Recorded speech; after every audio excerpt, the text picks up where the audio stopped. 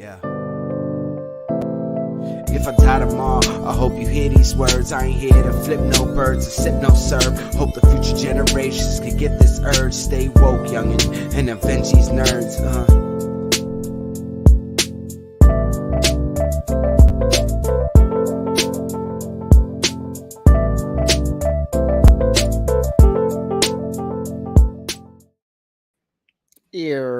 Yep, what is going on? Slap hello. Your Mama Tuesdays. What's up, everybody? You're back.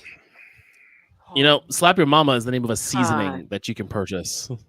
I know. That is not a lie. I get it. But you can purchase a seasoning called Slap Your Mama. Wasn't And it's very good. I know. That's like a joke on Friday. Remember, he's like, it's so good you could slap your mama, and he slapped her. It wasn't Friday after next or Friday too. I forgot which one. Couldn't tell you right now. That's definitely not what. Hey, Hugo. Well, Hugo is in. Thank you, Hugo. Thank you. Oh yeah. Did you, I'm wait. kind of going through the same problem here, Hugo. I think he had the tornado. Oh yeah. There was tornadoes and big storms down in Texas, and a lot of people were without power for a while. Ah, yes, the infamous electric grid of Texas. Sorry for you guys. Again, when my cousin that was the worst part of your day. like, yo, privatized you want to come live in Dallas with me? I was like, it's still Texas. Like I don't know how to explain this to you. Privatized utilities. It is. That's yeah. No tornado where I live, but very strong winds. Tornado a bit south. I'm in the Dallas area. Yes. Okay. They've got a lot of people were out. Yeah, it's today there was tornadoes. Last week there was really bad storms. A lot of people losing power and everything. It's just bad. I'm a huge fan of capitalism, but not when it comes to my utilities. You're a huge fan of capitalism. Facts. Yes, I am. I am. Okay. Except when it comes to the utilities, it should just be stuck with the folks that don't. That shit in Texas is wild. Yeah. And apparently more in store tonight between 12 and 5 a.m. Oh my God. That just says I don't ever belong in Texas. I don't envy y'all at all. Like, Aurelis! Yo, what's up, Aurelis? Yeah, Hi, Aurelis. I absolutely do not envy anyone who's living in Texas. Couldn't be me. I was this close to Houston. Must have been really strong winds because it got Law's hat from over here. Wow. So, oh yeah, we usually don't see what it almost never happens, but I actually have hair. I have hair. Yeah. I have long hair. When you get cornrows, you got to show them off. What's the whole point of having them if you're not going to show that them? looks good. It's to just get it off my ears and keep it neat because I really don't want to be bothered otherwise. That's my personal reason. Because if I could have a hat that would fit over this, I would. Speaking of, you need to go to that company that I bought them. They're coming in. Oh my God, they're the best. In like a few days, I think. You shouldn't though. Why cover them when they look so nice? Because I feel naked without a hat. I hate not having a hat on. It's just such a. The braids look great. Shout out to my barber. She's honestly one of the best. But I just genuinely feel naked without a hat on. So it is what it is. How long do you sit there? So this is the great situation. I obviously clearly don't know. So how long? My longest barber session is 45 minutes. I want to say it's get my number one Caesar and my chin strap. It was that was hour and a half or so. Okay, just about hour and a half, maybe 2 hours max. Because one, my hair is crazy long now, so it's gotta she has to separate and get all the stuff going, whatever the case is. But then after everything's braided, which takes a minute because my hair is also thick and all that other stuff, then we do the cut and then I'm out the chair. But definitely worth it. I would shout her out. Once I think it's Bree NYC. I'll find it and drop it. But shout out to her. She's one of my favorite people in the world because she's a dope barber and mad young. She's I think 19 and already got crazy skill, a whole lot of clients. She's doing her thing. Shout out to Bree, man. Nice. She's the best. Nice. I haven't had a go-to barber in years at this point. I think it's been I like know. a I good think when we spoke 15 or about so it, years. you said, I mean, even before, because we were talking about it during pandemic and like how you do it yourself now. Yeah. And I almost yeah, I'm never surprised. go to barbers, and then I think it was mostly because I was reaching a point where I was growing my hair back. I was getting restless. I don't really like have the time and energy to do my hair sometimes, and I was like, all right, let me try out like a new barber, which is usually real sketchy for me. But Mhm. I saw one of my homegirls who had a really good cut, and I was like, yo, you always get done up really well. Who does your cut? So she dropped me to Bree, and then after that it was a wrap. So Bree did, I think, like 3 or 4 cuts for me at this point. I want to say 3. I think she did my Christmas or holidays. It was sometime during the holidays. And then my braids and my cut for Europe, and then now because I just wanted to get it done. Looks good. Thank you. Good stuff. Thank you. It feels good. Yes. I haven't had this long of hair where it wasn't just a mohawk since like I was maybe like 19, maybe 20. So like hanging time, everything. Yeah. Aurelius, you're also Good, like Aurelius. Glad. we're glad you're safe. Yeah. Yeah, because Aurelius is also in Texas. That's crazy. Couldn't be me. They go big in Texas. I've had a bunch of stuff. I'll go back. Well, Matter of fact, he had okay. No, I got you, Hugo. Law did do the why can't I remember this fool's name? He was running back for Dallas, and he got traded. Odell Beckham? No, he's a wide Cruz? receiver. No, the running back. He went to Ohio State. He would hit. Oh my God damn it. Stuck. You're talking to me, the Giants fan who doesn't care about. You're a Cowboys fan, Emmitt sir. Smith. Yeah, but he said Emmitt he Smith. said no. He said on the Giants. I said on the Cowboys. Oh, Zeke, man. Ezekiel Elliott. Jesus. I thought, I swore I heard Giants, and I was like, I got that. No, absolutely not. No, you did the Ezekiel Elliott one. I think like 3 years ago. You did do the Ezekiel Elliott haircut, and I did the picture of who wore it best, and I had you next to Zeke. I've done it years past, so like I've had everything from like real short hair. I've done the baldy. I've had like the short curls, the long hair, ponytail. I've blown out my hair. The only thing I really haven't done is dye my hair or done locks, and it's a toss up. I might dye my hair at one point just to do it before I chop it all off. But yeah, this is until I figure out what I want to do with myself ultimately. But if you are friends with me on Facebook and you go back, there's evidence of like 1,000 different hairstyles. I promise you. On Facebook. But yeah, I've had like a really like short like faux hawk situation. Then I cut that and then grew out like a really long mohawk that was long enough to ponytail by itself.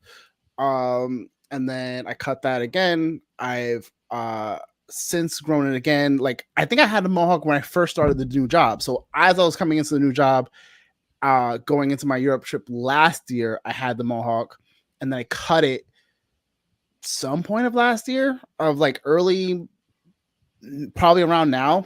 And then I want to say, I honestly don't remember when I started growing my hair, and that's been the trickiest thing for me, because I'm like, when did I start growing it? When did I just say look at pictures? I'm usually when I can't, because diary. I looked at a picture from July where I was like, I didn't have hair in July. Like I was still short hair. Like when was the decision made that I was like, fuck it, I'm rolling? Maybe Matter of fact, winter time, because I might be able to find out if I just look at videos. if I look at past episodes. Yep. Oh man. How was your weekend, guys? Memorial Day. What you guys do? Barbecue? Absolutely nothing. I mean, it was raining up here Oh my and God. nasty, so I ain't do nothing. Yeah, the rain got wild on Monday. Yeah. All day? Yeah. Yeah. We had sun Friday, Saturday, Sunday, and then there was like a little bit of rain on Sunday, and then Monday it was just like all rain. It was all. No big barbecues. We went. I keep forgetting where we went. We did some stuff. We did some stuff to get out of the house so we can get some AC in the car. Oh, That's what we did. That's what we did. Yeah. Sebastian? I had a great weekend. On Saturday, got a surprise visit to Atlantic City. Sean Acevedo came down with his beautiful fiance. Got to hang out with them. We went to Tony's Beef and had some burgers. Nice. Yeah, Seabass kept calling me. He's like, "Yo, you got to come." I'm like, "Yo, I have to install 2 ceiling fans." Yeah, so it's like I'm not ceiling fans. Yeah. Sunday #house life. Yes. Sunday we didn't barbecue. Went over to my cousins and we just had a big Kombat, like just a big fucking feast that was up there. Dad had made pernil, had arroz gandules, yeah, everything up there. I was like, oh, pasteles. So it was all there. And we were just fucking eating. And then Sunday, Monday, just relax. Like Tone said, it's like it rained early that morning. Like it was just like pouring like cats and dogs. My pup was like, I ain't going outside. I'm gonna sleep in. That's how bad it was. My dog slept in. Dog was like, nope, it's dark outside. It's bad. I'm sleeping in. Don't wake up. Don't wake me up. Yeah, and it's just been catching up on Shield Hero because I'm like, okay, so they came out with seasons, and I'm like, okay, let me watch season 1. I heard season 2 was really bad, and I was just like, okay, I'm not gonna watch it, and I just haven't heard that it picked back up or got any better. Like I know they have season 3, but I heard it went to season 2 and just went whoop and dropped. I think a lot of people feel like they wanted more of him just getting, because in the beginning of the series he's just getting harassed by the king, and I think that's what people wanted more of. It's kind of like Sword Art, where people wanted more of them that first arc, where it was like a death game, and then Sword Art just took up. But I'm like, it's a story; it's gonna evolve. You can't. Hey, what's good, Unk? But yeah, I've been enjoying Shield Hero again. But I can't wait for Overlord when that comes back. So I've been told by other outside sources that the reason why I could never stick with Overlord is because I feel like when I watch it, especially between seasons, I forget a lot of what happened, and they do time skips and jumps and all this other stuff. So there's a lot of different plot points and story points, a lot of characters to remember, and they're all doing something relevant to the overall story. So they don't do time skips. The best way to explain Overlord is that his story, his main story, is happening while all these side stories are happening. Right, and but there's so many side stories that you end up forgetting so much of what happens. So when you get to season 3, a lot of those beginning side stories that start to branch out tie up really well in season 3, and it's like a oh fuck moment. And honestly, I described it as someone to this is that he's not a good guy, he's not a bad guy, he's a guy that's in the gray, where it's like, just don't fuck with my shit. You fuck with my shit, I'm gonna fuck you up. I'm just doing stuff to expand my kingdom, and if you come fuck with me, I'm gonna beat the shit out of you. That's pretty much him. And it's like, you don't see him play a hero, you don't see him play a villain. It's just like, yo, these people are fucking with me, I'm gonna teach you a fucking lesson, you're gonna find out. That's really who his character is. And it's like, you just need just a few scenes with him, and then it's like, really, it's like also to you're seeing also the lens of what's going on with these stories, with also to his commanders. Like there's one that they follow, the butler, which the butler is named Sebastian, and he's powerful as fuck. You have the succubus Albedo, you have the vampire Chaltier. So you follow a story. Then Kokaktus, you follow his story because he gets him to go take on the lizard village. So it's like, I mean, there's a lot of stuff going on. I don't know. For me, I just feel like I would benefit more from binging the series as a whole once it's all done than trying to like watch it and then watch it like when it comes out like season by season and then try to remember all of the like 15 different storylines. I think it's at a binge worthy point now than it was when it first came out because of the 3 seasons that are out. Possibly. So right now they're talking about that there's a movie that's supposed to come out to help with continuing the story.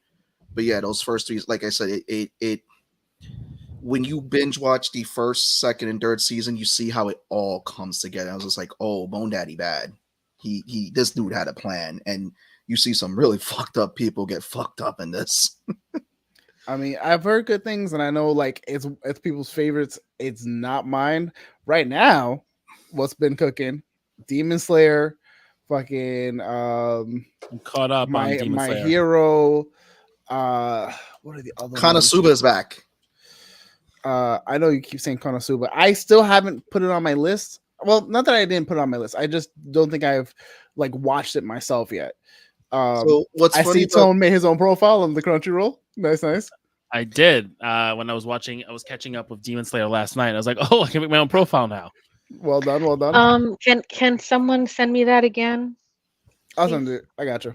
Thank you. So Konosuba is like it's 3rd season, but it's 2 seasons in the movie, and now the 3rd season just started. Highly recommend Mashle Magic and Muscles. It is so fucking criminally good. Like it doesn't make sense why it's that good. Did you say magically criminal? What is it called? So it's called Mashle Magic and Muscles. But it's criminally like it just makes no sense why it's that good. It's kind of a spoof on Harry Potter, but it's really not. Like it takes a lot of influence from there, but then like completely does its own thing. It's really funny. The fight scenes are awesome. It's really well written. And Kaiju number 8, which is just I cannot wait. I just caught up to it. I think if you watched this past week and you saw what the other Kaiju is, number 9. Yeah. That was. I've been reading and I'm like, oh, y'all in for a treat. I haven't heard an intro to an anime so fucking good in a while. The Kaiju number 8 intro is a fucking banger. Yeah, they cooked with that one for sure. Yeah, it's just like we definitely have to do probably like I would say July, August when everything's like where we're in the summer season. We could do a nice little anime. There's a lot of good ones that are out there that are just it's just airing now. And then I try to watch Regoblin. No, it just and then even after confirming I've heard it's what is it? There's one called Regoblin. It gets boring after a while because it's like so the manga itself. When I was explaining it to Turt, like I just can't get into it. And then Turt read the manga. He's like, I could understand why because he's like the manga is just very boring. He's like. The writer for the manga got too into this guy crossing different powers and all that. And the thing is that there are other anime that do that very well. Like I got reincarnated as a slime and Shield Hero do explain about, people's magic abilities, like, branching out into different tiers very well. They don't spend a lot of time with it. But he was showing me the manga, the panels for Regoblin, and it's like very little picture, but so much exposition. This guy just good, and it's like he goes, it gets very boring, and I'm just like, I can understand why it's not good. Goblin Slayer, it's glad that season finished. That was a good one this year. So it's another good one on there if anybody's watching. Tone, did you finish Blood of Zeus or whatever it's called? No, I need to watch it on Netflix. I forgot that the season 2 dropped, and then I was on Netflix and I saw it. So I haven't watched it yet. I started watching like the first few episodes, and I was like, I think I need to rewatch the first season because they do a recap, but I don't have enough information from that first recap. Obviously, the first one came out during COVID when I was in the Bronx. Yeah. But I will say the Grim Variations on Netflix is another anime that came out and dropped, and it was so good. Like it is so fucking good. That's been my to and from work nice little anime. Yeah. Nice. Very, very chill, doing a lot of nothing very slowly weekend for myself. No plans, very chill, sleep and food and TV and D&D. Good stuff. Val, did you have an episode of TV? No, we Okay. didn't do this week. Um, I pretty much spent time enjoying what I pay rent for, you know, and taking care of what's precious here. No, I was cleaning, organizing, cooking. Um, yeah, made it very productive weekend. Nothing too crazy. Okay. Got to see Dune, both parts. Spent quite a few hours in front of the television. That's a lot. Yeah, I That's watched to both. do I back to need- back. I need Hold to on, That's back to and back. I did crazy. them back to back. I did watch back to back. Wow. But on Sunday, Endgame, I think Endgame is officially like my favorite movie ever created. Because Avengers Endgame. yeah, they had it on You cable. mean It was Marvel just Endgame? on. Yeah. It was just on cable, right? And then I'm like just I was cleaning the kitchen at the time, and I saw it come on, and I was listening to most of it, and they went back in time. I caught it like when they decide to go back in the past, and Tony sees his father, and Steve sees what's her name. So I started there, and then once it started getting into the like grooves of it, I stopped doing everything. I didn't finish a single damn chore. I sat in front of that screen, and when they As did one the does. snap and Thanos came back and that whole thing, and then you're like, it was just so emotional, so good, and it was like it's like literally like one of the best movies ever created. Like the Russo brothers are geniuses, and then you True. hear certain things like they give a bunch of because they gave Avengers, they were doing Avengers marathon, so they gave all of the Avengers, right? And in the first Avengers, there's a scene where Cap tells Tony, you're not the guy who makes a sacrificial play. You're not, and all of this other crap before they decided to band together. And then we get to Endgame, and you're like, it was just So all the just foreshadowing. so much. Yeah. No, I mean, it's all, I've seen it all, There. It's not like, it's just, when you watch it again, and it's just so good. And I was, yeah. So to get you excited, that there is some Marvel news, one in the comics and in the movies. So there are rumors now because they released Thunderbolts with an asterisk next to it. Thunder. Thunderbolts. Yes. So they're talking about that the movie's going to be a direct sequel from another movie, but that also they may change the name of it to Dark Avengers. So that is the rumor circling right now with it. So there's possibly I don't care for rumor mill news. I mean, but there's John Exposito might be getting his own show. To you. Well, the other John Carlos Esposito is probably getting his own series. It keeps like I've seen like 3 or 4 like little like snippets of like, oh, they're teasing this, that he instead of like him coming in with whatever like they haven't dropped who he's cast as, what he's attached to. Wait, who are you talking about? Esposito. Giancarlo Esposito. So he's probably killing it in the role that he was casted as, and they're like, oh, we need to maximize on this, and they're gonna give him a show. All the fan castings, everyone wants him as Osborn. Yeah, that'd be crazy. That they said Professor. They said a lot of things that they actually. I kind of fuck with it. I didn't realize as Norman. Yeah. He would. Oh. He plays the crazy. On the comic side, we're getting another crossover. We're getting Predator versus Black Panther. So first the hit of Predator versus Wolverine. They're doing DC now is doing their Godzilla and Justice League thing. Yeah, they're falling because happening right now. Yeah, I think they're trying to copy with what Marvel's doing, with the simple fact that Marvel's doing all these since they have rights to do the Star Wars stuff, the Aliens, and Predator. And what's become very interesting, like the Wolverine versus Predator series has been pretty good. Picked up the graphic, and it makes sense for those two to fight. It's a lot better than the Batman versus Predator series. But face Val's making. But the thing is this: don't understand how that makes any sense. But whatever. Predator versus Predator Wolverine. versus Why is Predator in the Marvel universe at all? He's Boo. owned by Yeah, Marvel. they're they own owned the under the rights. same umbrella. Doesn't matter. Marvel's yes, gonna it do the comic. does. Yeah. It doesn't belong in the same comic books. Well, Why? Why the you Brood was inspired by aliens. Think about it. The Brood was That inspired doesn't by mean aliens. anything. It means everything. If you look at the Marvel comics from the 80s, part of Hasbro was in the Marvel universe at one point, which is crazy. But they're talking about that when it comes down to it, the Black Panther versus Predator story is going to be, basically the Predators. They fancy their weapons and they fancy the hunt. So they're like, they hear about vibranium. So, hey, listen, we hear about this metal. We can use this metal to make new weapons. Hence, it makes sense. It makes a lot of sense. If you read, yeah, she hate, is. hate. He hasn't even read it. Coming from the move person that reads everything Marvel, watches Morbius. I do. Yup.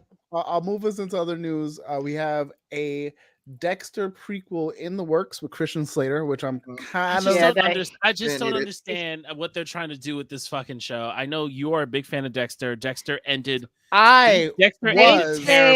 It ended terribly, and I started trying to watch. And then they do another. They say Slater is gonna be his mentor. And I know, and Christian Slater will kill it. It's just one of those of like, you guys couldn't stick the landing, and now I don't know. Then again, Game of Thrones is this dangerous territory, though. We'll see. I mean, I'll watch it just to see like the first few episodes, and if I like it, then I'll watch it.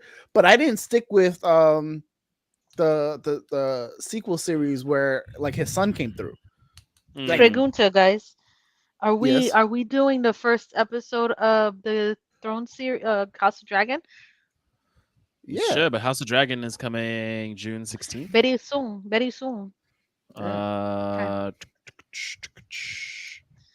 June 16th.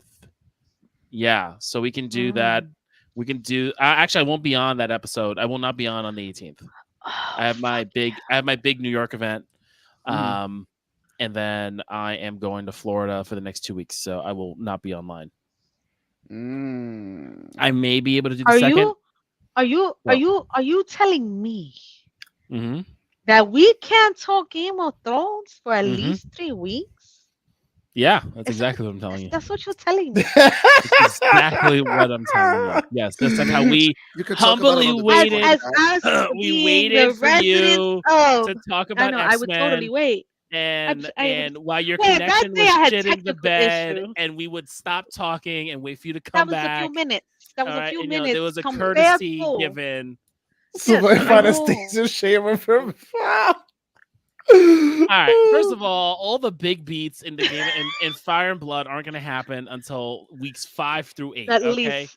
Yes, you're right. All right, you're right. However, they're going to start us off with something exciting. Because it's what, 9 episodes or 8 episodes? I think it's 8. It's 8. So we'll do the first 4, and then we'll do the last 4. 8? Oh my God! You're telling me. Yo, Val, like I'm trying to compromise here, fam. Like I don't know what you want me to do. Fine, we could do the first 4 when Tone returns, right? Okay. And then do it weekly after. All right. All right, whatever. All right. Because if Tone is right, if it's not amazing as it should be, we'll see. It's going to be interesting because of one of the showrunners, Miguel Sapochnik, he left the show, and we'll see how it goes. I mean, the guy who is show running it, he's one of those guys who knows the books. He's the book Bible and all that stuff. Unfortunately, though, but they did not stop production during the writer's strike, so that's kind of going to be questionable on how it is. And I'm hoping it's good. I've got hopes and dreams and all that other stuff. But they were one of those. I didn't know all that. But yeah, it was. They kept going. They kept pushing through. House of Dragon, the final season. Well, we also have word that Jeffrey Wright is reprising his role from The Last of Us 2 in season 2 of The Last of Us. So that's exciting. I haven't played part 2 yet, but I will as soon as I get this PS5, which should be in the next week or 2, depending. We shall see. We have a title announcement for the new Knives Out, Wake Up Dead Man, a Knives Out mystery, which everyone's like, it just should be. Knives Out's pretty good. I love that Was series. it LeBlanc mystery at this point? It's It should be an a awesome LeBlanc series. Yeah, But it's fine. Whatever. I just want it. I just need Ryan Johnson to keep doing those. Yeah. It's so fucking good. We got You gotta watch Mission it, Val. Impossible 8 production is delayed due to a submarine malfunction. Of course, because using a real submarine. Right. And then I think that's about it that I heard as far like the rumor mills and all this other stuff as far as news is concerned. Random little tidbit. The Medusa's Cascade is about to be like at episode 150. I think we're like 11 episodes away from the actual play being at 150, which is huge that we've been doing it that long. I don't know if Tommy has something in the works for that, but we've been cooking because people are listening like crazy. We got a nice little tick. So shout out to all you listeners of the Medusa's Cascade. We love you guys. We appreciate you guys. Shout out to Tommy. The rest of us don't do shit. Facts. Y'all ain't shit. we don't do shit. Just full on transparency. It's Tommy who's out there pushing for this thing. I missed my own Twitch anniversary last Tuesday, so I'm gonna try to figure out what anniversary. Thank you. I literally haven't Power Wash. I literally haven't. I have been playing Power Wash. I have been doing the SpongeBob, the 40K, the Warhammer. Listen, if you want to power wash something, I have a house and I have a power washer. I would happily do it. I would have so much I fun promise doing you, I would happily do it because I've done it. Like you gotta understand, we got a power washer at one of my pools once, and my boss was like, "Oh, we got a." I was like, "Bet." And he was like, "But you gotta." I was like, "I'll do it once a week, every week on Wednesday. That would be my like before we close out the shift." He was like, "All right, cool." Man, when I tell you, everybody at the pool, I gotta do my thing. Get the fuck out. Bye. Yo, great. So nice. much fun. Shit's so fucking loud. But yeah, I've been playing. What's it? The Back to the Future DLC that they had, the Warhammer 40K, and then the SpongeBob DLC that they got, which has been a lot of fun. Have you cleaned Patrick's Rock? I have. I did like that's one of the first ones. I actually just did the Krusty Krab mobile and the Chum Bucket and Krusty Krab and all their houses. Nice. Yeah. Nice. And then I just did the clock tower for Back to the Future. Oh, cool. Okay. It's been fun. I did the DeLorean, did Doc's van. There's a bunch of stuff in there. Like if you've played, it's a lot. It's definitely a lot. I don't pay for the extra stuff though. Like right now, there's Warhammer. The three DLCs that they have, like the three that I mentioned, are all like $8 each, and I was like, that's not bad. Like I'll pay the $8. I guess. Val ain't paying for shit. Val ain't trying to pay for shit. I don't pay for none of it, other than if. See, I pay for the one game.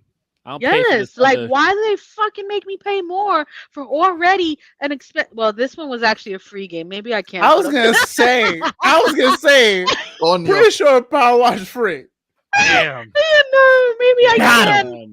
Damn. Yeah, now that I'm thinking about it, let me stop being stingy. Got set up. Yep, I sure did. Paying for 2 gallons of gas. Okay, it ain't that bad.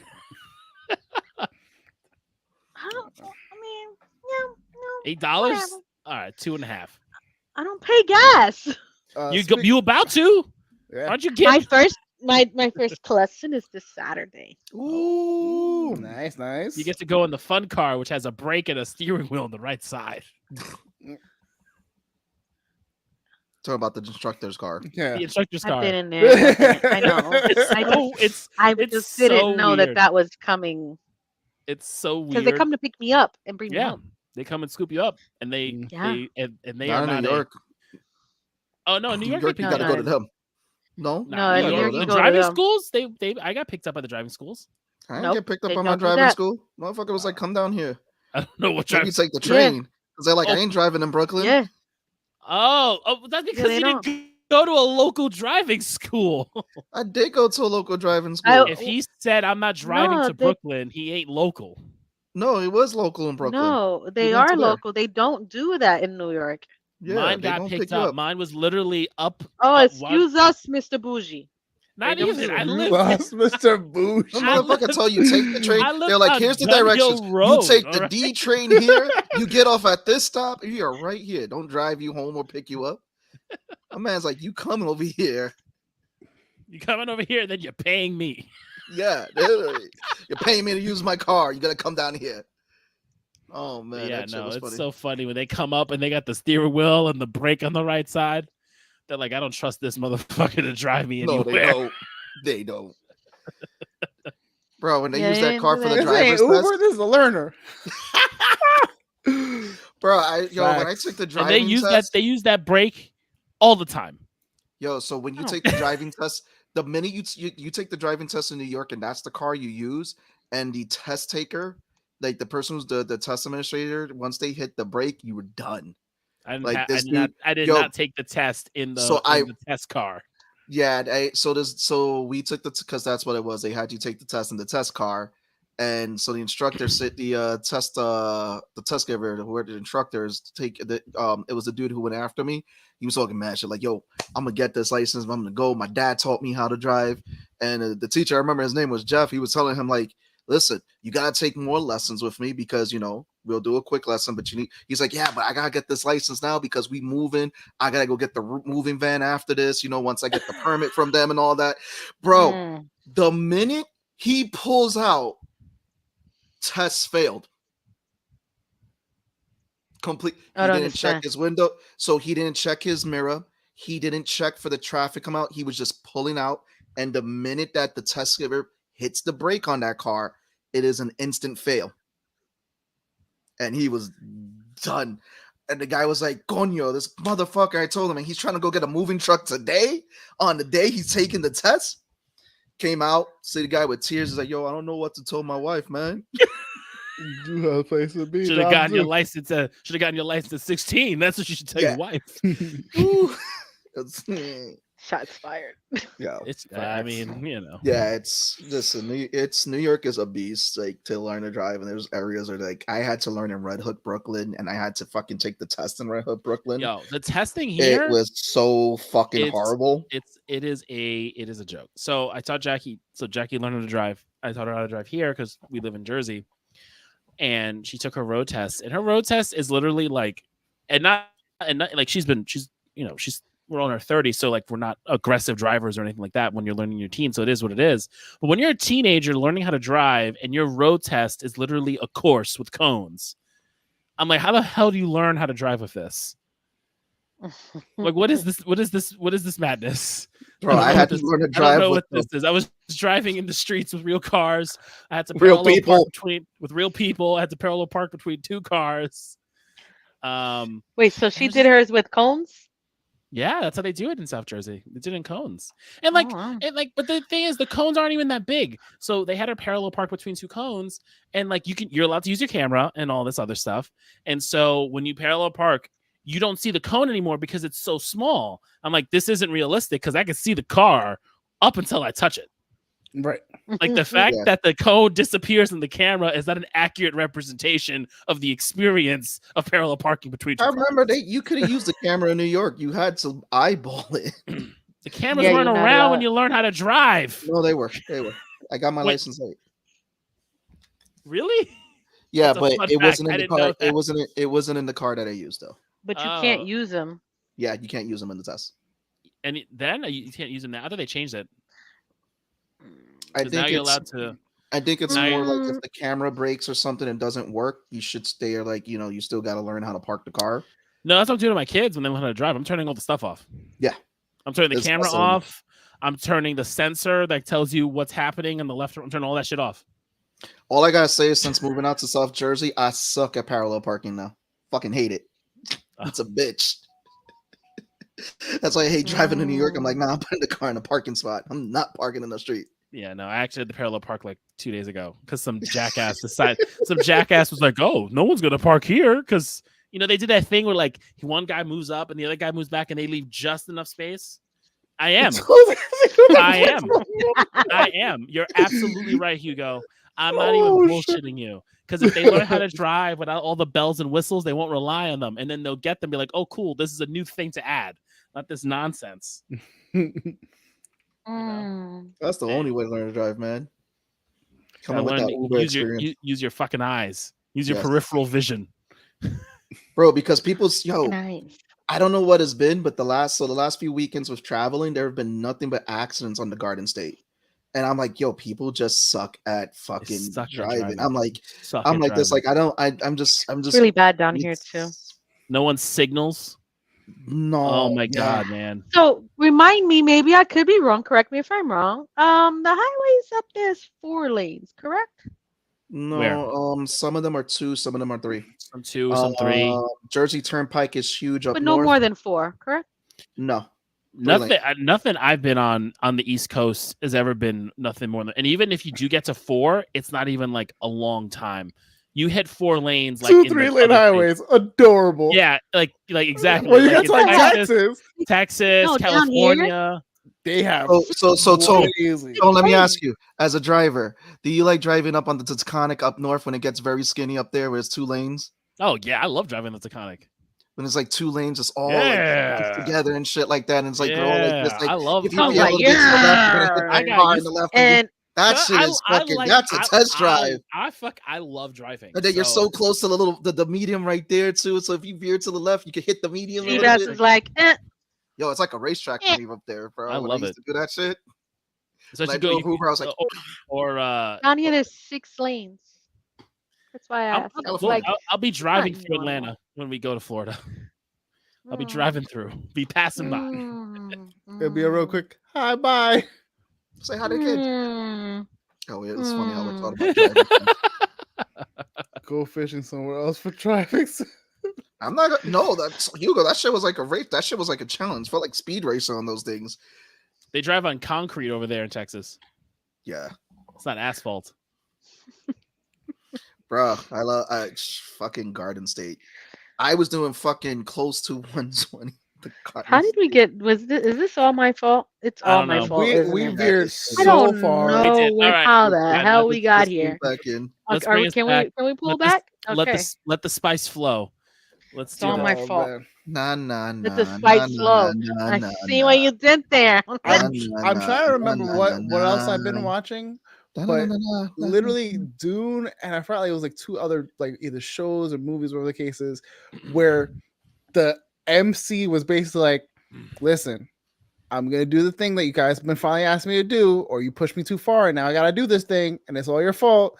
Oh man, too bad, sucks to be you. Yo, I watched this movie and midway through was like, oh, his playlist song is gonna be look what you made me do. I guarantee it. Like midway through, I was like, he's gonna become a demon. Like he's just gonna be like, oh, I'm gonna go down there and I'm gonna be this guy. What are we missing right now? What are we talking about? Dune. Okay. We're talking about Dune. We're talking about Dune too. Oh. So I called it from early on that Paul, because obviously I had spoilers or whatever the case is, but I was waiting for like, what was that turning point for him?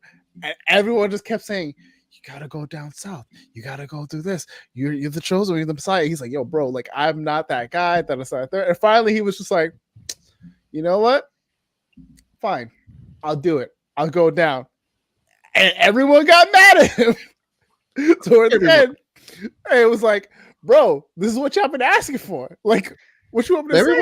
Everyone did it. It was his mom was for it. It was just Zendaya's character.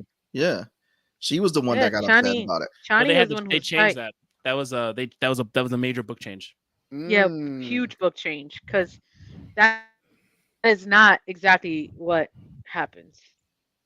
Because Chani isn't as big of a character in the book, right? She is. She's a big character, but she's a big character. So the thing is, what Frank Herbert was trying to do is that Frank Herbert wrote Dune Messiah, the sequel, right, as an allegory of what you don't want, the consequences of what Paul does. Like he writes Paul not as this hero. He does all this shit in this lens, but he writes it after Dune 1, right? He didn't want people to idolize Paul. He's warning you against it. And that's kind of what happens from Dune to Dune Messiah. And so what Denis did was, because he had the ability to read all the books or knows what Frank was trying to do, changed Chani's role to be that person who is against Paul, because ultimately that is what Frank wanted the reader to do. They want the reader to be against, or not be like stuck in this ideology of who Paul becomes, or what happens. But in those when books, someone gets you are though. Like in reading yeah. them initially, you are. I mean, you see why, where, and how it leads, and he's got no choice.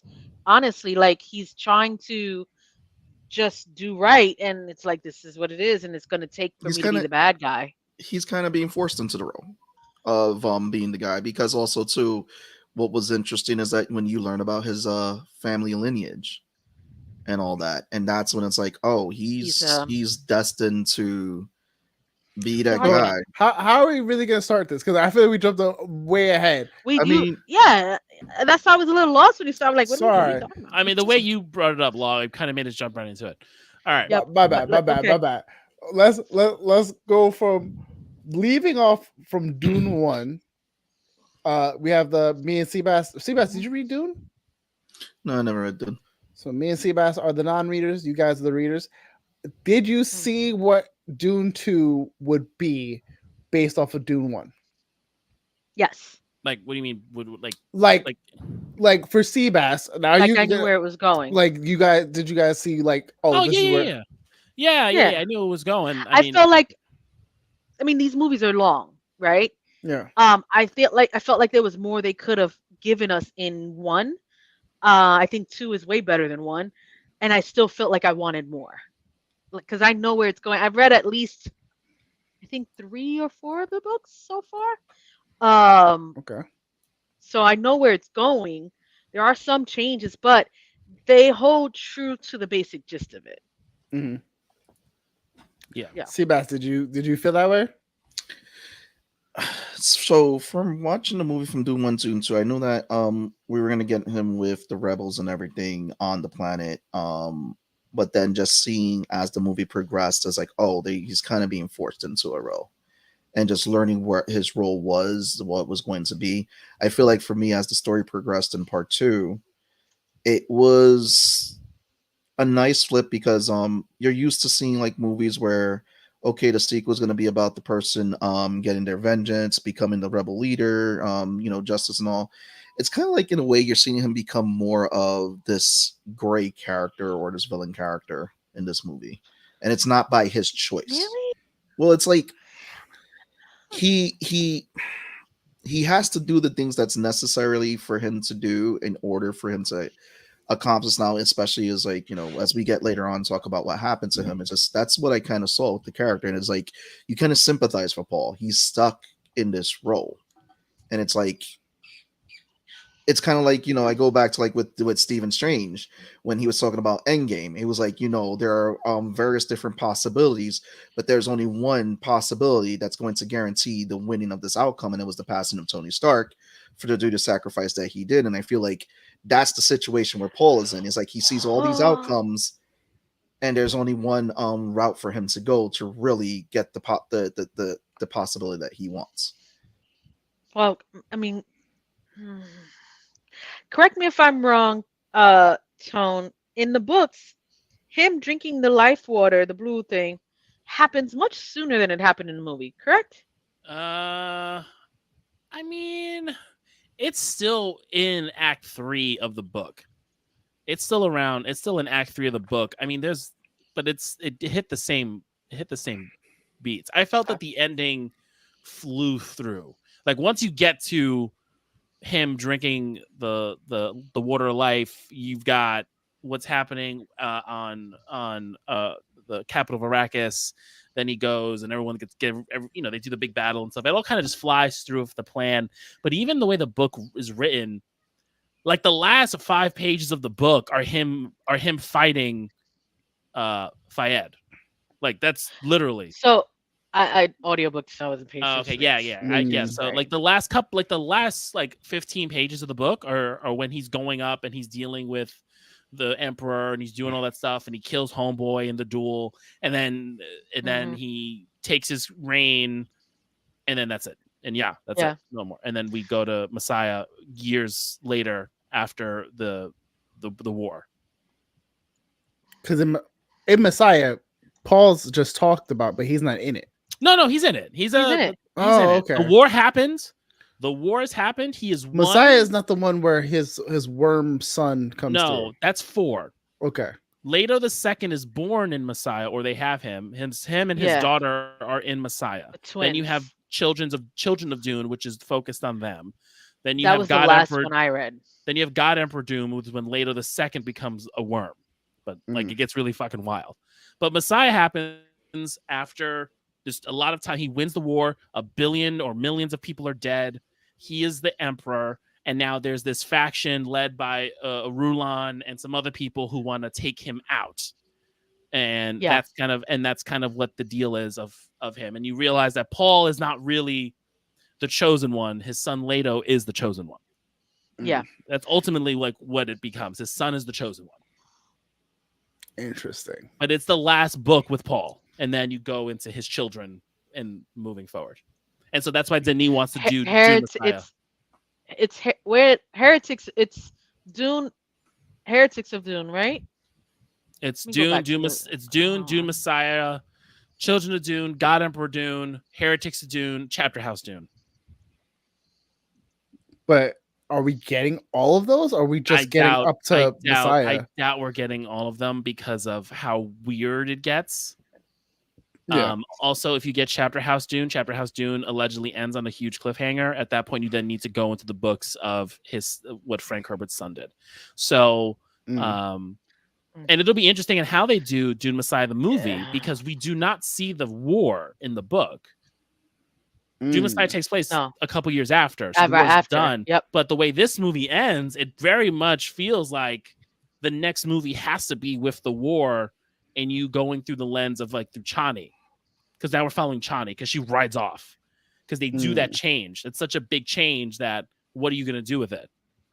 I think it's them taking some creative liberties to reinvent it for the movies and still stay true to what's going on in the books. Because I believe the original movie was kind of condensing some of the books into one movie at one point, and then they did like the show. They did so it depends on which movies. You got the original movies, which is like with Patrick Stewart as Gurney, which they did the whole book. They even have Aaliyah as the talking child. And then you have the Sci-Fi Channel stuff, which did, I think, up until Children of Dune.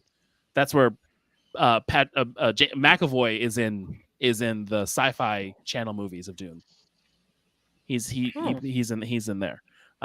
No, but to your point, Sebastian. No, Denis does take creative liberties. He changes it, but he's changing it based on the outcomes he knows it's supposed to go. So that's why the Chani change happens. It happens because of it's all kind of fucked up. I mean, even Paul goes, he says, "I'm gonna love you, you're my wife," and then he goes, "I'm gonna marry this chick," and then that shystiness he does is what's gonna leads to the conspiracies that happen in Dune Messiah. Because the Rulon's like, I'm not about this. I need a fucking child. Yeah. So like and so Denis is like doing it so we have a more streamlined presence of how the movie's going to go and follow the story to lead to ultimately where he wants to take it because he knows where Frank wants to go. But I think Frank didn't, because like we said before, Frank Herbert did not want people to idolize Paul. Paul is a outcome of when someone is able to collect all this influence and power and does something, and it's not meant to be looked in the good light, like radicalized. And it's not meant to be idolized. It's meant to be a warning, right? Like obviously the Harkonnens did what they had to do. The Bene Gesserit did what they had to do, and Paul responded in the way. I mean, it's such a trailer for the Bene Gesserit show. Yeah, I didn't watch it. They're doing a prequel. I'm watching that shit. I'm gonna watch it. I just think they're riding the high of Dune, so I'm interesting to see how it does. Yeah, I'm gonna watch it. I mean, we could talk about it, but I'm very curious because from the movie, it feels like there's so much happening in the background. Like they did a really good job with the Reverend Mother and her plans and her going, listen, I got this other kid who just also might happen to be the Messiah too. Like that's there. Like he was the plan. Like he was plan A. Jessica but we got a plan B. Right. Mm-hmm. And then you the like this whole movie is the epitome of like I'm going to Fade Roth. Yeah. But like you have the epitome of like I'm gonna put a battery in someone's back and just let them loose, because you have Jessica hyping up Paul, Chani's kind of like trying to keep him like level grounded. Stilgar is like hyping up Paul. Then you got Gurney Stilgar coming is a back. believer. Oh, absolutely. Stilgar is down for the cause. It's just like what's guy, really oh my funny, God, like so it's really funny with Stilgar is that there's this part in the book where Paul realizes, it's like he realizes, or this transition of Stilgar being his friend and mentor to like this worshiper. Mm.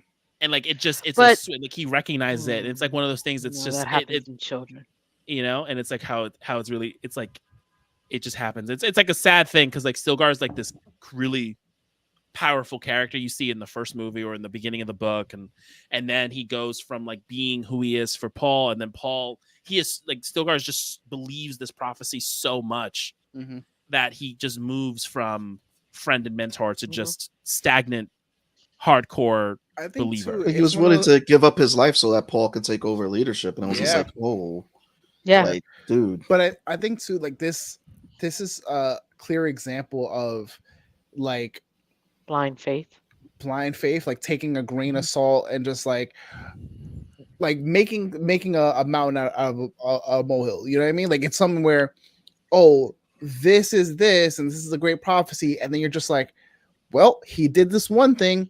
And it's like, well, yeah, but if this guy also did it, does that mean he's the Messiah too? Like they're just taking it and running with it because he just happens to be right place, right time. All this other stuff where it's like, are you sure?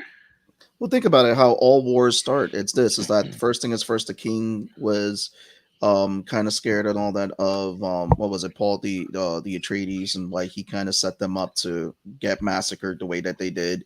They got massacred because this group wanted to go back in there. They're like, you know, it was a control of spice because they know that was going to help them with like whatever money. They got massacred because the emperor didn't like the Atreides influence. Yeah, it was, and that's again, it was the fear of their influence and everything. Rest in peace to a real one later. Oh yeah.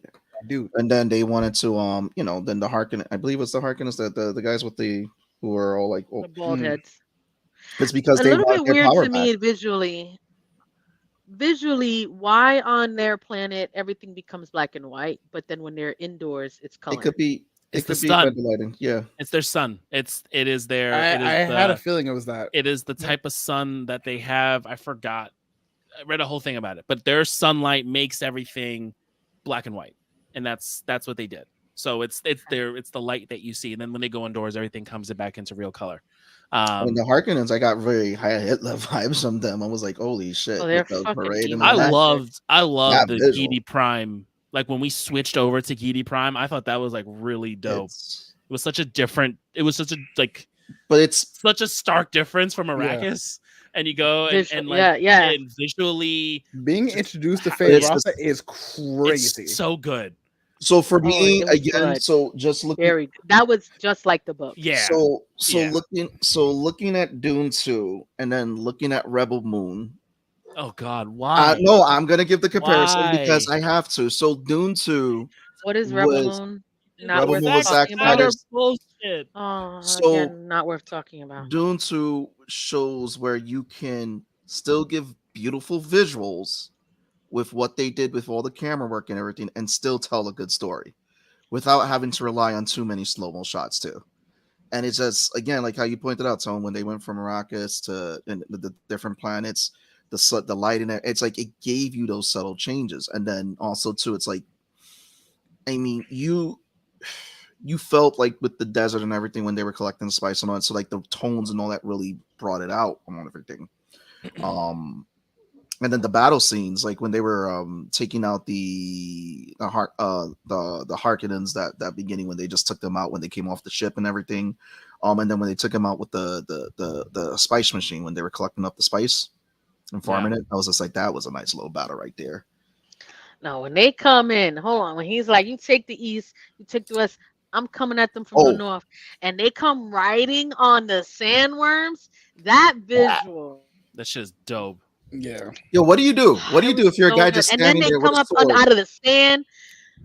Oh, the way they popped out of the sand was fucking baller. I was like, "Oh shit, fire!" That was so lit. And that's like straight from the book too. Great. Like, and what's crazy, like all that shit happens like the last 20 pages of the book.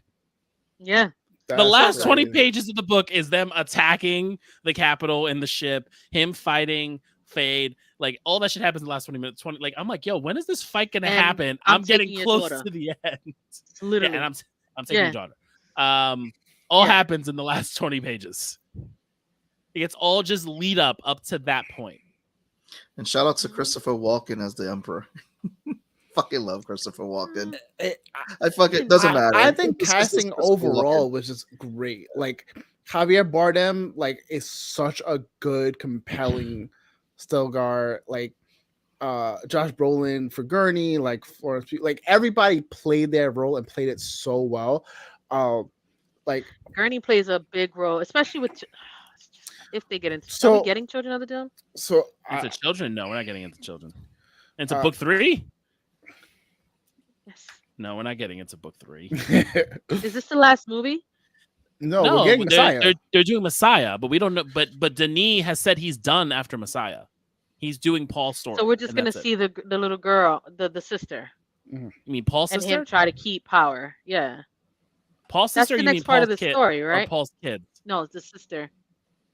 Yeah, we're gonna see her because they casted Anya. Yeah. What I'm saying is, what is going to be in the next movie? What are they going to give us? Don't we get the kids or nah?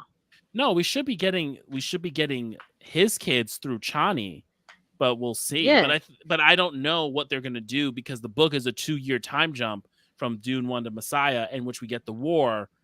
But are they going to show us the war and then lead up into the? I would imagine they're not gonna short us like the war. I think they're gonna give us at least like a 10-minute or like a real like short glimpse of it to just like really let it sink in and like hit home that it's like. But no, the Abomination. You mean his sister, right? Whose mom? Who they didn't. Yeah, I mean it's interesting what they did with her too because so she's the one who kills Baron Harkonnen. She kills him. Yeah. Sister kills him as a little kid. She comes in here talking about grandfather and stabs him with a fucking with the fucking the John Bob whatever I don't know why I can't remember his name. The thing he puts his hand into and his mom. She stabs him with that and kills him. Is that in the books? Shit. Yeah, she's like 3, bro. Yeah. So what happens is in the book in Dune 1. There's also a 2-year time jump that they don't give us. That they don't give us because they make it more streamlined. But it's a 2-year time jump as Paul becomes more into the culture of the Fremen and how there's this thing that they're doing on why Faye takes over for Beast, right? So like they set Beast up. I don't remember if they do in the movie. I don't think they did. They don't flesh it out. They essentially set Beast up. Baron's like, I'm not gonna give Beast any backup, and Beast is gonna do everything he needs to do. That was Batista's character, right? Yeah, and he's gonna fail, and then that's when you're gonna come in and take over. But they set him up. But that happens within those 2 years. Well, I feel like Paul has a kid. They made it seem like Beast was just trying his best and just kept getting fucking mollywopped, which was true. Yeah. But that makes more sense that Baron was just like, fuck this guy. I want Faye. Yeah, because this happens basically in the entire 9 months of the mom's pregnancy. Exactly. As opposed to it being more spread out. Because the sister is already born at this point. When she's talking for her, those are conversations in the book that the sister actually had.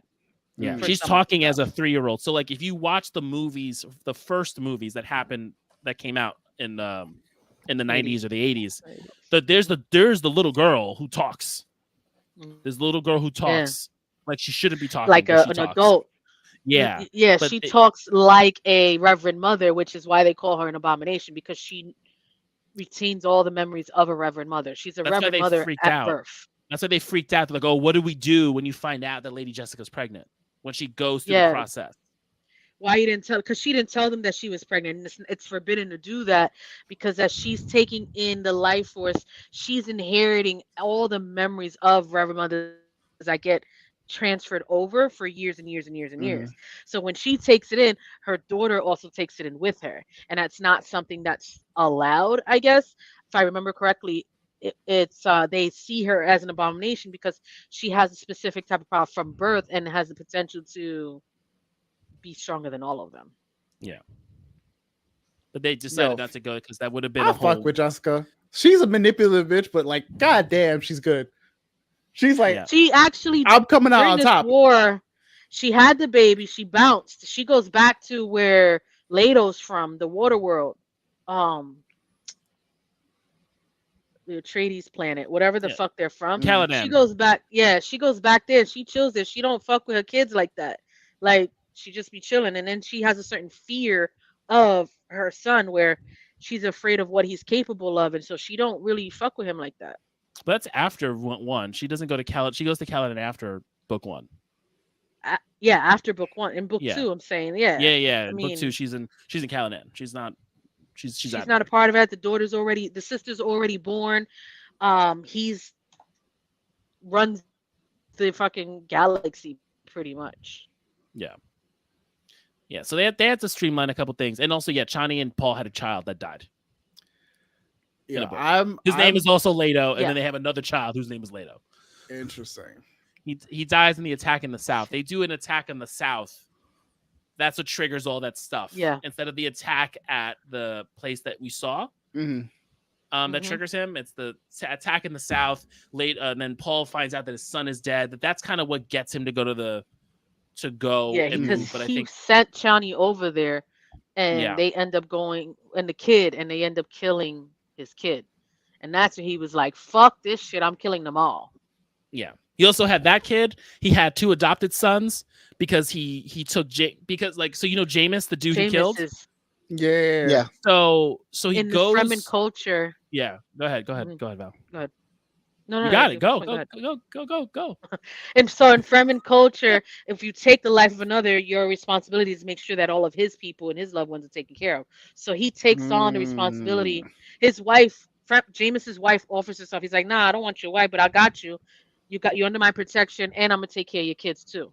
So he literally inherits Jameis's entire family. He has her 2 kids and his wife, and he's like, and Chani, like, that's her, like, her handmaiden or some shit. Yeah. And the funeral for Jameis is more. That's the one I kind of wish they did more of the funeral Jameis and like the culture around it. Like they didn't really do it much in the movie. They just show you that they take his water. They show you that stuff and everything. But they don't really give too much weight on the water that they get from Jameis, because part of that water goes into that big pond of water, but then Paul is responsible for like X amount of liters of this man's water. Like that's his responsibility. Like the water, like everyone has all this different water. So they don't really, and I get like, there's just some details you really can't harm. What is that? What is the significance of the water? Like it's just taking his water. It's his body. It's the water from his body. Remember, the whole thing is their water goes back to the community. Okay.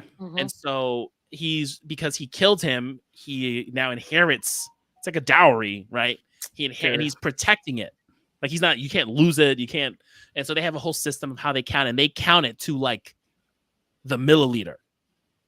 They have an accurate counting of water that they get. So there's just some things. There's a moment when, each of friends of Jameis came around and took something from his, as a friend of Jameis took a possession that was his, and Paul does that, and Paul sheds his tears, and Stilgar tells you like, oh, don't let water. But it was a bigger moment of showing Paul what he is, that he he's not about the culture. Like he's an outsider, but he's shedding his own water for this person, which gives him, brownie points essentially.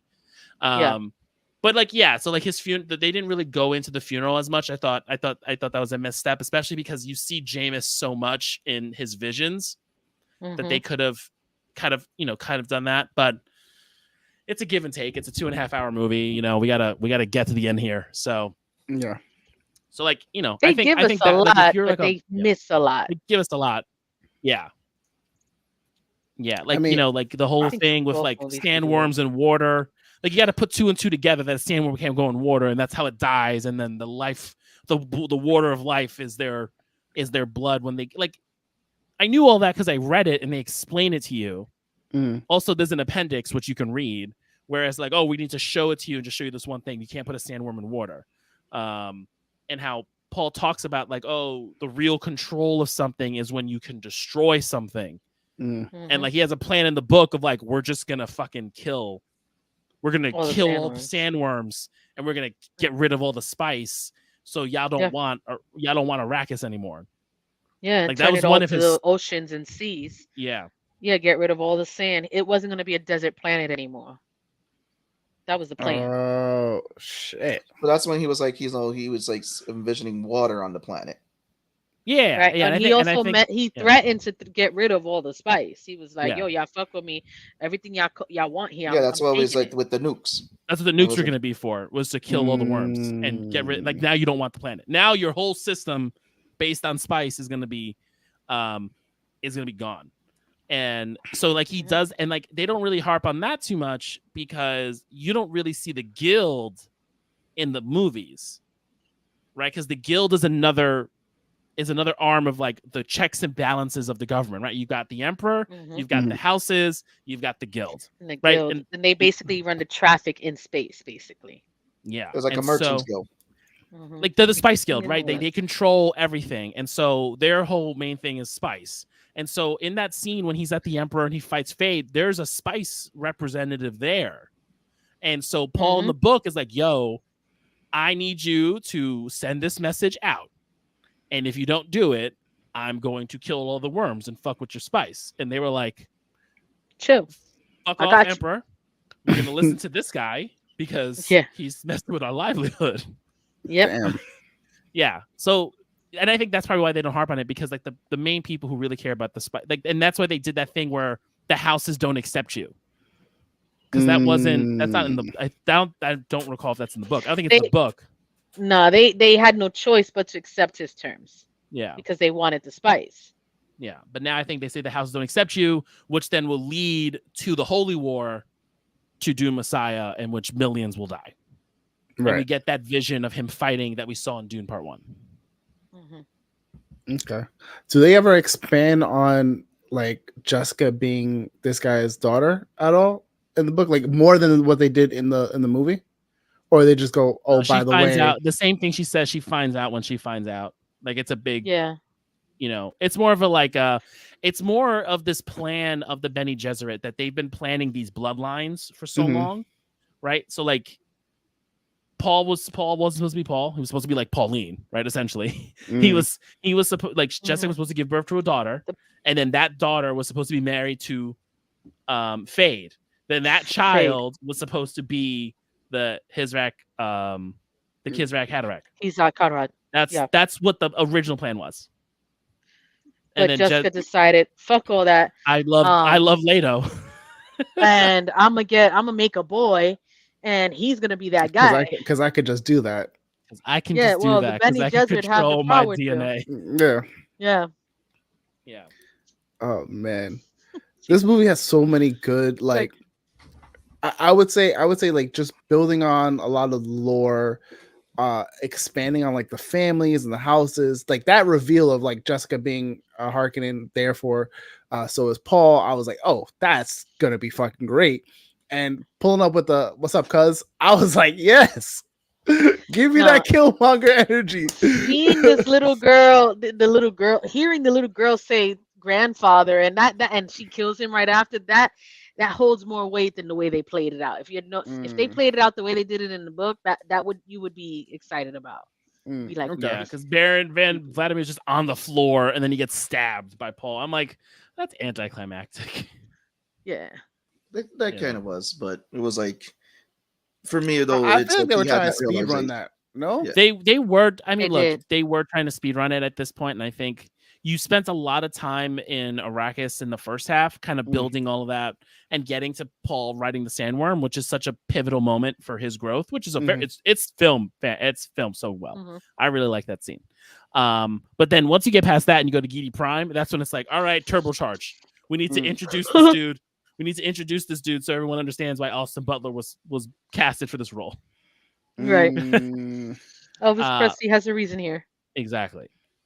Yeah. And there's more to it too, because like there's this thing going on between Fade and the Baron, and how like they both need each other, and like they may one's trying to kill the other one, and it's like so weird because like Fade's like, I need the Baron because the Baron's I'm gonna become the new Baron. He's like, I could kill him now and take over, but and then the Baron's like, don't kill me now because I'm trying to set you up to be emperor, but I will kill you if you try to kill me. Like, it's weird back and forth, but weird back and forth. The Harkonnens are fucked up people. Period. Yeah.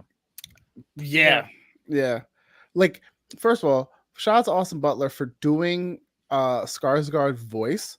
Like, Skarsgård didn't know that he was going to do that voice until he heard it and was like, he sounds like a younger me. Like, holy shit. So shout out for that. But like seeing like them introduce Fade in that first scene of like, oh shit, like he's just there, like out killing whatever the case is, and just has no real like qualms about it. Like he's very just like, he's like, I made you a hero.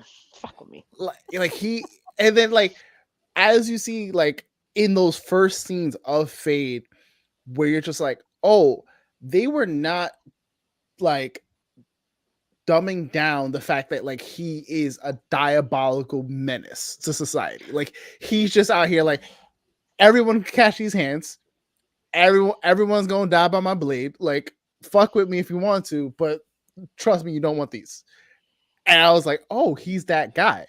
Which is why like I think it's so funny when like Beast starts to realize like he's gonna get done by his brother. Where he's just like, oh, but and it's like, bro, like you were a scapegoat. You were fucking just there to be there until Fade was ready, so he could just swoop in and be like, I could do better.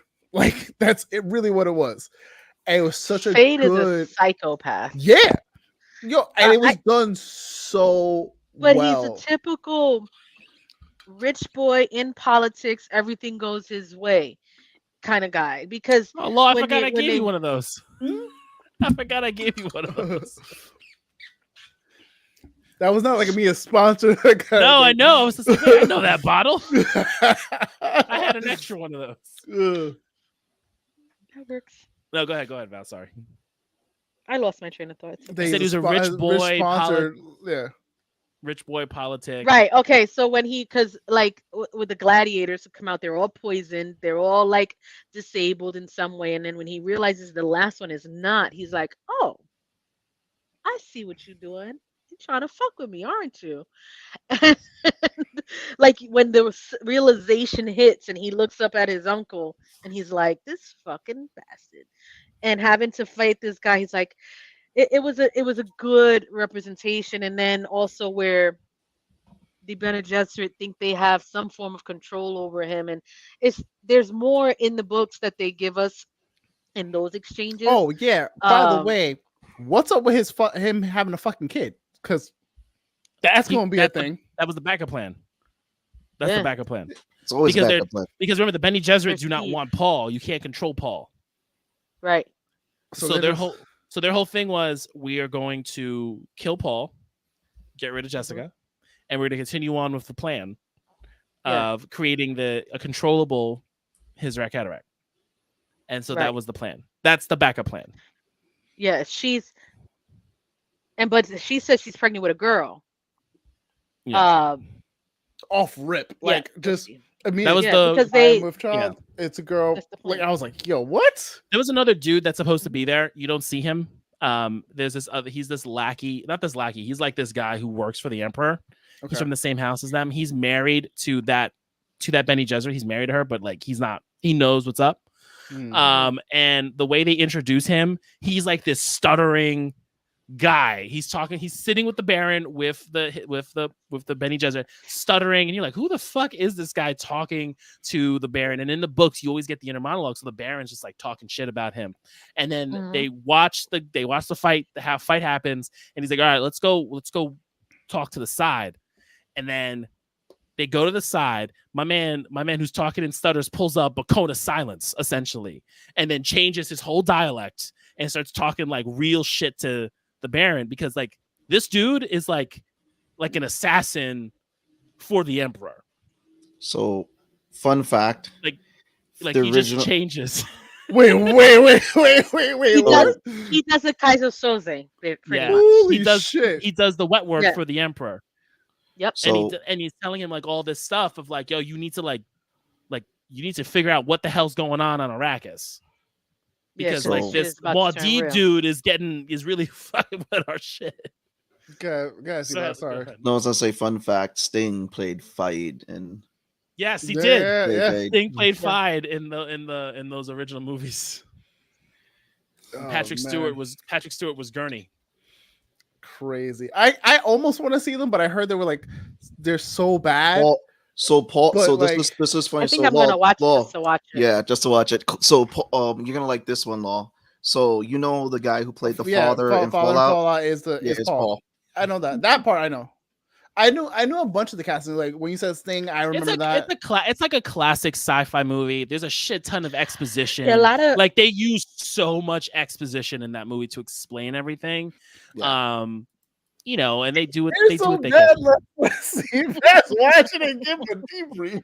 I don't know if it's bad. It's one of those like cult sci-fi movies that, like, you know, a lot of people who haven't watched, right? And then I don't know why this is the misconception, but for a lot of people, they compare Dune to Mad Max, and they're like, "Oh, it's a dystopian future," and I'm like, "That's actually not what Dune is, and it's not really like Mad Max in that sense." It just you have to look at this like a lot of give me that.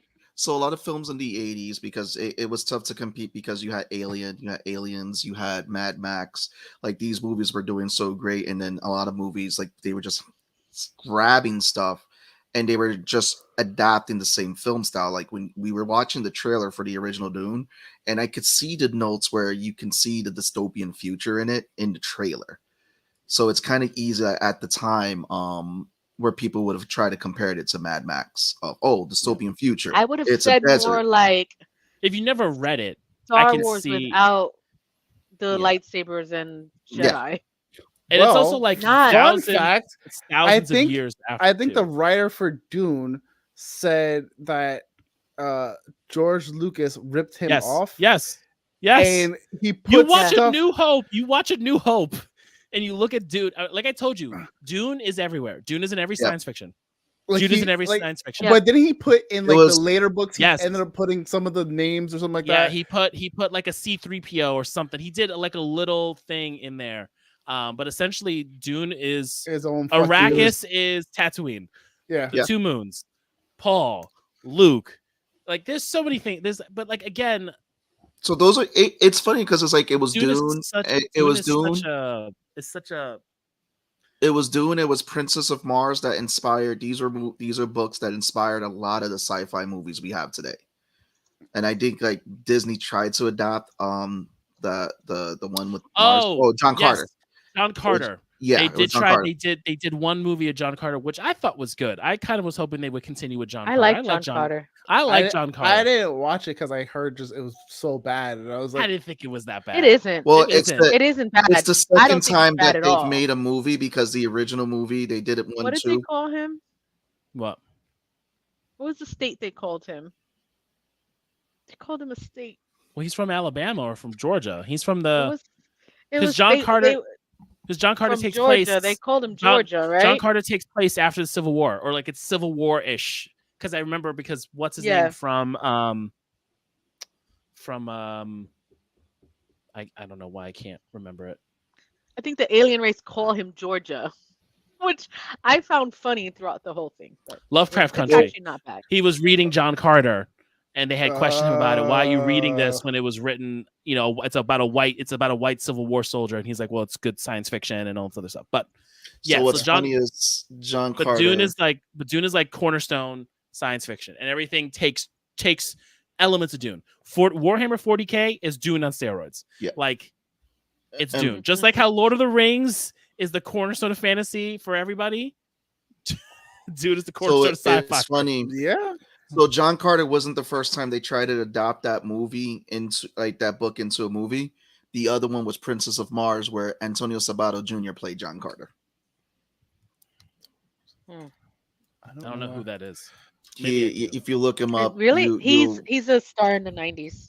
Yeah, this came out in 2009 before Disney went with John Carter. Oh, but yeah, I've seen him.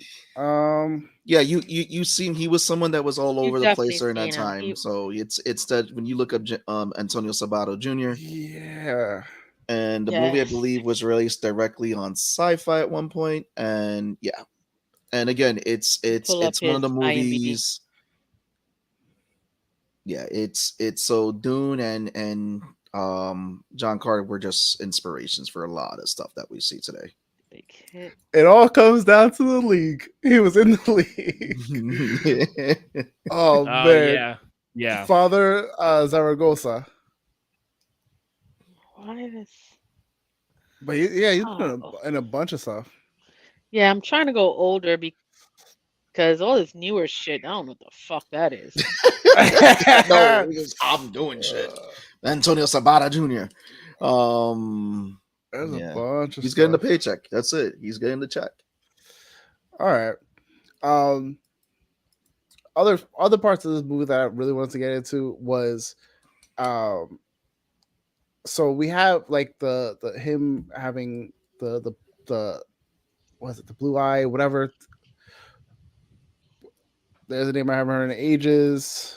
I remember him in Earth 2 after he was a hit in his previous series. Yeah, he was in a lot of TV shows. Yeah. Back in the 90s. Go ahead, he Law, was sorry. a hottie. Oh, so when you essentially you have that, like his mother's building him up. Chani's trying to like just be by his side and help anchor him.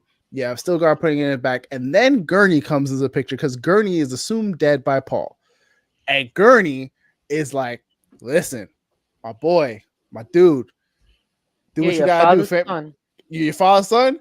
And literally, it was one of those moments of like, "Oh, that's right, I'm fucking Paul Atreides," and put that ring on.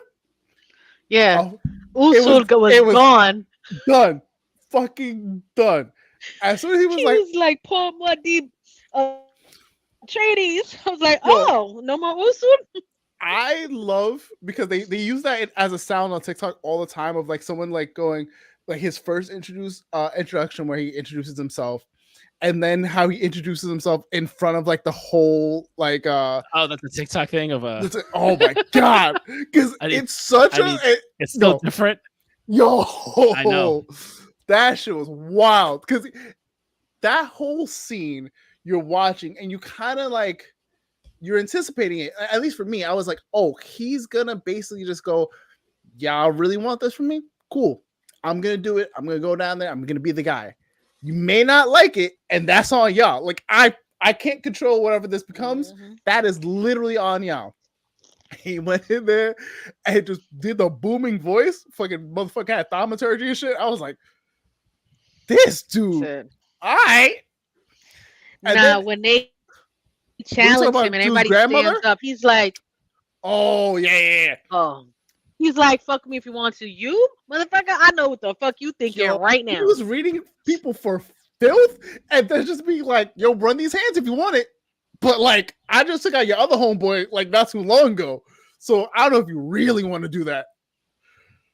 Paul, ain't nobody seeing me. Ain't nobody seeing me. That guy. Like, I'm sorry. He is that guy. Then you get like you see because you basically see where like he's been training and like becoming like this great fighter. Now he's one of the Fremen, so he's got their skills and whatnot. You see him in the little guerrilla style warfare that they're doing with the Harkonnens, to then do that whole big epic battle at the end. And your man's is full like, I'm that guy. I'm just walking here and take shit. And then the sup cuz, let's run these hands. Bet. That fight, I kind of wanted more from it, but I kind of liked where it went because I was like, what better way to give a real fuck you and to show how like committed there's levels to this. I've always appreciated a fight when you know that the character is committed to winning when he'll take the loss first. So he gets stabbed, and I was like, he's either gonna take that knife to kill him with it or push himself into him so he can like stab him another way. And they got him, and I was like, this is great. This is a perfect, like, you think you have him, you got him on the ropes, whatever the case is. Mwah. Chef's kiss. It's really fun about that fight too. And they didn't do it because they didn't do it in the Gladiator fight. So in the Gladiator fight, the blades, because they show you the white and the dark, the black and the white blade, the blades are coated with poison. Like they're coated with poison. And so when you get slashed, shit happens to the gladiators, and you see that happen. And like they do that, he does it, and they hold it. And then they do the duel. And Fate coats his blades with poison. And he has his inner monologue as he gets Paul. And then Paul, being who Paul is, recognizes, oh shit, there's poison here. Let me do my DNA transformation. And he fights it off. That's crazy. I mean, like, but they can't. He doesn't like the Bene Gesserit way, like, because she's trained him in the ways of the Bene Gesserit. So which he's is able why to stave off. When he had that blue whatever that was supposed to kill him, the water of life was supposed to kill him. He was just like, yep. So question here, seeing that he was able to do all that and everything, I know that you were saying that the Bene Gesserit was calling the daughter the Abomination. I could see that they probably did that switch in the movie because they had called Paul the Abomination. They both are, because it never was intended. Yeah. Well, also drinking the water of life wasn't intended either. That's why I think that's why the Reverend was like, "What did you do?" Like, he's not supposed to be. He's at that point an abomination. He's not supposed men aren't supposed to be able to do it. Yeah, Jessica kind of like was like, "Fuck that, my kids is gonna be lit." Pretty much. Like, my kids are gonna be OP. That's what she was like. Essentially. Yeah. Yeah. That exchange, that whole exchange was great because he looked at Shawnee and was like, "Listen, I still love you," and I was like, "Oh, he's about to do some cold-blooded shit." I still love you. I was like, "You about to be the side piece, the main piece, like in his heart, but publicly, you are now a side piece." And as soon as it happened, I was like, "But that's what's how it's really supposed to go down." And she was with it. Shawnee was with it. Yeah, until she's not as where. Oh, I feel like in the movie she's with it until she realizes like he's basically at the point of no return. Like she was that, and then she was already feeling it because she yelled at everybody in the right. Like, she was over it. Like, all that stuff doesn't happen. She was over the prophecy herself because she was like, what was it? That doesn't happen in the book. She's from the north. Tears of something, or what was it? The waters of heaven, or something like that. Desert was supposed Springs. to Desert Springs. There you go. Was supposed to like do something with him, and she was like, every little thing can be a prophecy. Now it's prophecy, and she was like, I'm over this shit. Yeah. Yeah. The thing is that what she doesn't realize is that what she's fighting against is what is happening, regardless whether she wants to acknowledge that it's prophecy or not. Yeah. Yeah, man. May thy knife chip and shatter. Austin Butler, I don't love him, but in this role, I'll give him that. Who's that? Fade. Because when Paul when Paul did his like may thy knife chip and shatter, and he looked at him and was like, "All right, cool, I'll fucks with that." I was like, "Yo, Fade is that dude." Yeah, Fade is absolutely that dude. I'm very excited to see like where this all goes because you still technically the Reverend Mother is alive, right? Yeah, I think so. Yeah. So Yes, Reverend Mother's still yes. alive. I want to know Yes. how that's gonna like play out because Jessica's still alive, and they just That's like, her enemy. oh, of course. The Emperor has now been thwarted. You have Florence Pugh is the wifey now. Mm-hmm. Gurney's out here just like, I'm Who's so really proud. just I'm so a here proud of my political boy. hostage. She's Who? literally just a political hostage. Oh yeah, absolutely, absolutely. She is a pawn. She is literally a pawn.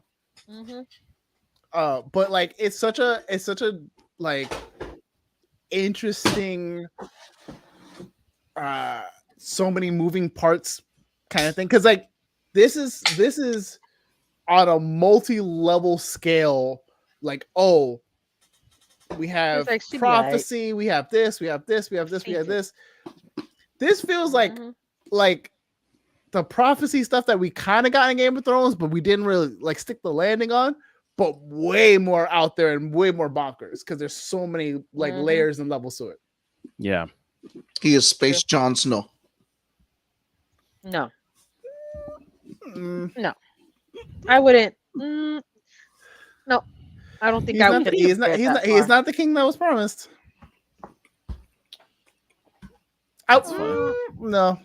Because his son would be.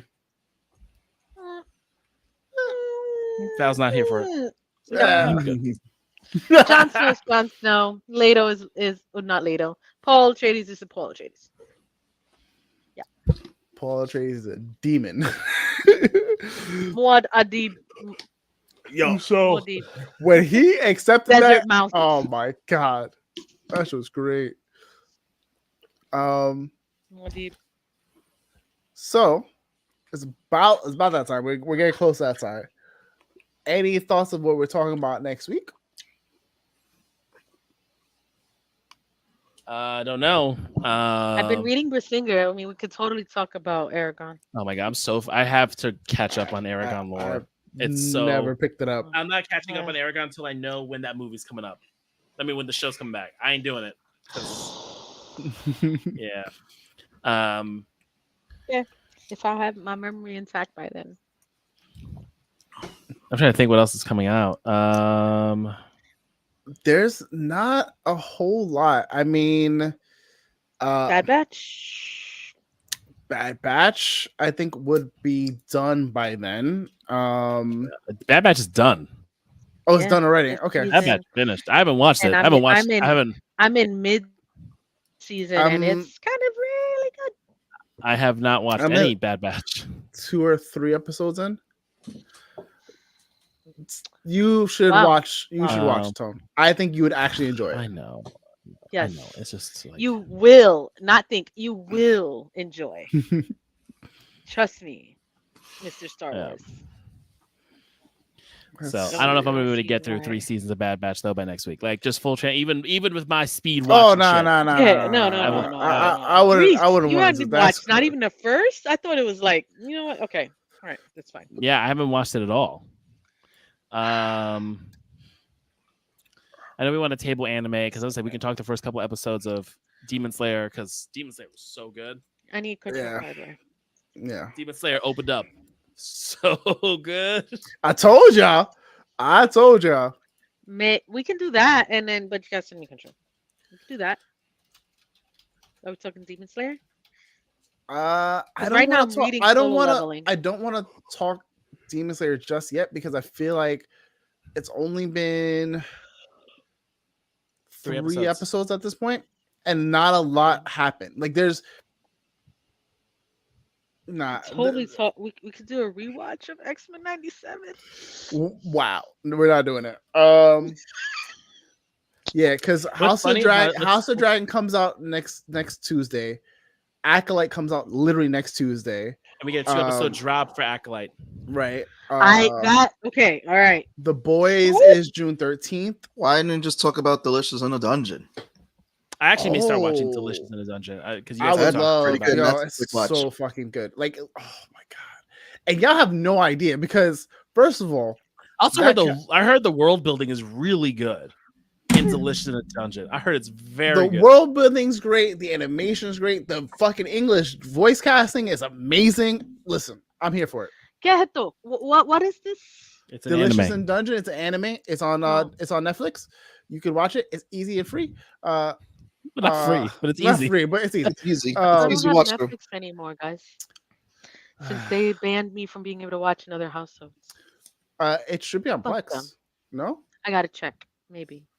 The Boys is June 13th. Umbrella Academy is August 1st. And that's the final season, right? We got a lot Yeah. coming up this season. Yeah, we Yeah. did. Summer season. Yeah. Yeah. We gotta have a context meeting.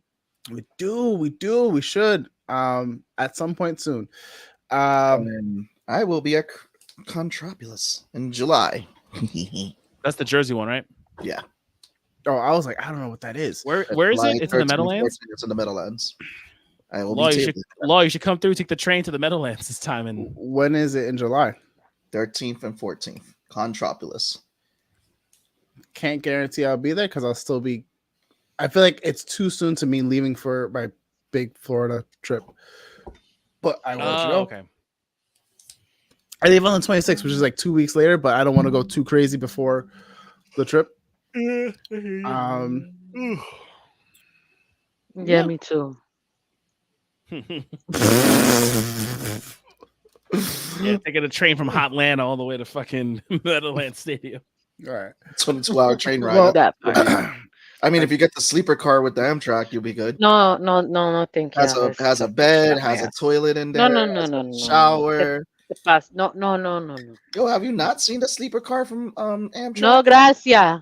It's No, gracias. travel the country. No, in a sleeper gracias. car. It's so funny. Valby sounded like the maid from Family Guy. Family Guy. Oh, no, Mr. Superman, no here.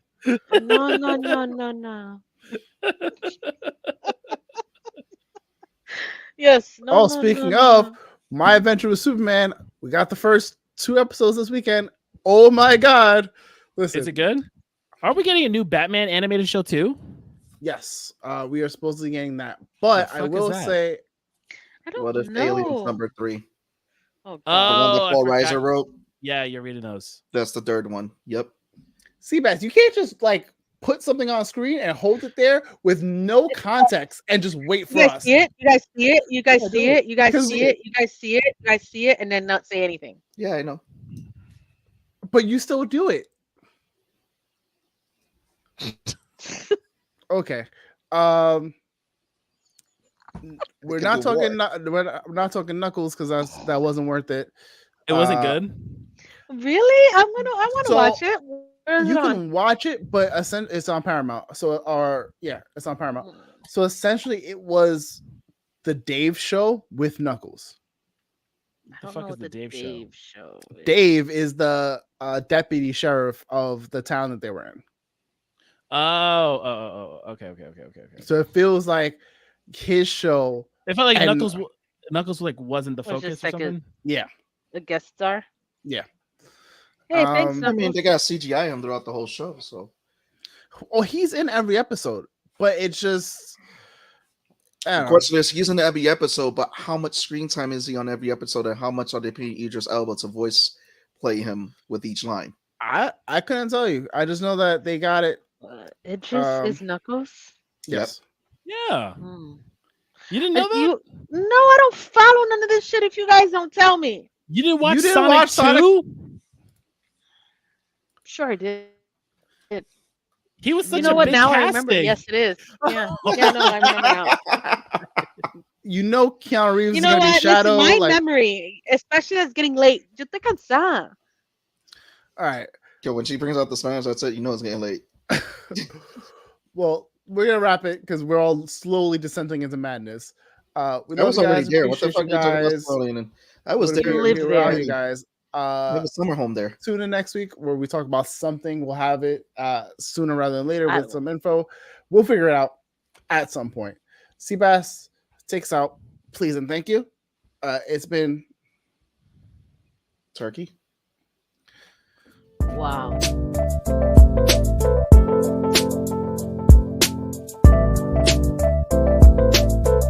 I guess those see you all next week. Yeah. Why? Like. Good night. All right, everybody. Bye.